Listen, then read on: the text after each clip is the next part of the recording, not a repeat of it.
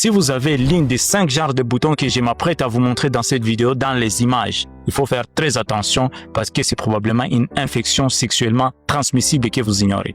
Et le 5e genre que vous allez voir dans les images, c'est très grave. Je vous préviens. Alors, laissez-moi un like, partagez la vidéo, abonnez-vous et surtout faites-moi savoir ce que vous en pensez dans les commentaires. Le premier genre de bouton qu'il ne faut pas surtout ignorer est ce genre de boutons qui se regroupent comme des vésicules sur les organes génitaux. Ces genres de boutons sont souvent causés par les virus herpès simplex de type D et la maladie s'appelle l'herpès génital. Il faut faire très attention. Deuxième genre de bouton, c'est surtout une plaie qui apparaît sur votre organe génitaux et qui n'est pas douloureuse. Surtout si cette plaie est associée avec des taches rouges comme le montre l'image ici, des taches rouges au niveau des paumes des mains et sur les troncs.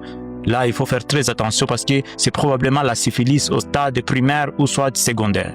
Troisième genre de bouton qu'il ne faut pas surtout ignorer est ce genre de bouton que vous voyez ici, qui apparaît comme des éruptions vésiculo-pistilleuses. Ce genre de bouton apparaît au cours d'un syndrome d'héréditaire et dans l'origine, on retrouve plus la chlamydia. Donc, il faut faire très attention. Quatrième genre de bouton que vous voyez ici, ce sont des éruptions purpuriques. Généralement, ça apparaît au cours d'une gonococcie disséminée ou bien de la blénorragie disséminée. Donc, faites gaffe. Et 5e genre de boutons qu'il ne faut pas surtout ignorer, ce sont des boutons qui apparaissent comme des éruptions maculopapillaires, surtout si vous êtes déjà adulte. Il faut faire très attention. Et si encore c'est disséminé partout sur le corps, il faut aller très vite à l'hôpital parce que ça arrive pendant la période de séroconversion de l'infection à VIH et SIDA.